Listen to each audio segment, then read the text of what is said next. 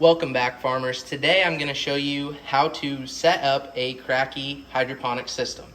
All you're going to need is a 5-gallon bucket, rock wool cubes, a net cup, and some hydroponic nutrients. I use Dynagrow because it's so simple and it has pretty good numbers on it in that NPK, nitrogen, phosphorus, potassium. So that's what we're going to be using for this grow. So if you haven't already cut a hole in the top of your lid, you're going to need to do that so that way the net cup can fit in there perfectly. I believe these are 3-inch net cups, so if you drill a 3-inch hole, it should sit on there perfectly with the little edges just barely hanging on. And then once you do that, you can set the net cup in there and follow on to part 2. So with part 2 here, we're going to fill up water until it reaches the bottom of the net cup. So this is a 5-gallon bucket. We're probably going to use around 4.5 gallons because we don't want it to be too full. All we want is water to be at the very bottom of the net cup. Alright guys, as you can see, I filled the bucket up with water and just enough to where the bottom of the net cup has a little bit of standing water. And the reason we do this is because when we put in our rock wool cube, it will wick up the moisture to the seed and eventually the roots. So what we're going to want to do is keep that seed nice and moist while it germinates. So after the seed germinates, the roots will go down into the reservoir and we'll have access to nutrients that we will add here at the end. So I moved a little bit of that rock wool cube around to make a little bit of a hole, and that's where you're going to place your seeds. It's really that simple. So once you add the rock wool cube and cut the little hole in the top for where the seed's going to go, you're just going to add nutrients, and we'll do that here in a second. But first you got to pick out what you're growing.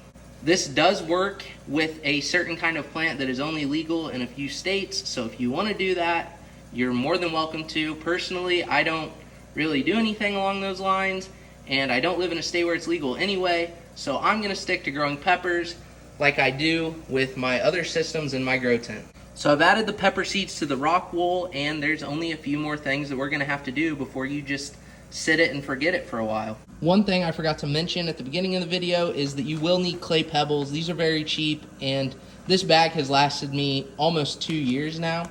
So don't be afraid to spend a little bit of money on these, because if you're really interested in this and you want to do this for a long time, this stuff will last you forever, it seems like. And I'm not even a quarter of the way through the bag, and I've had this thing, it seems like forever. So what you're going to want to do with those clay pebbles is put them around your rock wool cube, because what this does is prevent algae from getting in the reservoir, aka your bucket. Algae is the biggest enemy of hydroponic growing because what it does is it steals the oxygen and takes the nutrients away from the plant that you're trying to grow. And it's so invasive it'll grow around the roots and basically suffocate them. So you definitely want to add these clay pebbles if you can. The last thing you're going to want to do is add nutrients to your bucket. It's really nice to have another bucket off to the side to where you can put your lid, and you'll find that this is very helpful when you ever change your nutrients if you ever have to, which I'll talk about that here in a second. This bucket right here has about 4.5 gallons, so I'm going to add 1 teaspoon per gallon. Here's the nutrients we're going to be using. I know I mentioned them at the beginning, but just like the clay pebbles, I have used this same exact container of hydroponic nutrients for the last 2 years, and I grow a lot of things. I think I've redone this grow tent like 3 or 4 times, and every single time I redo it, I fill it up with more hydroponic plants. So this is only like $20 right now, so if you can afford that, this will last you quite a long time. I know a lot of people are scared to get into it because they don't know how much it'll cost or how quickly you'll run out of things.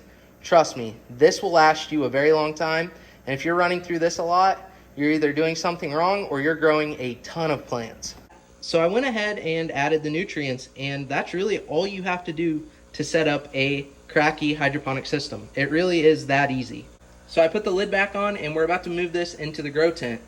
Honestly, you probably won't even have to touch this thing for at least 3-4 weeks, and even if you do, you shouldn't even have to change the nutrients. You might just want to trim your plant or something like that.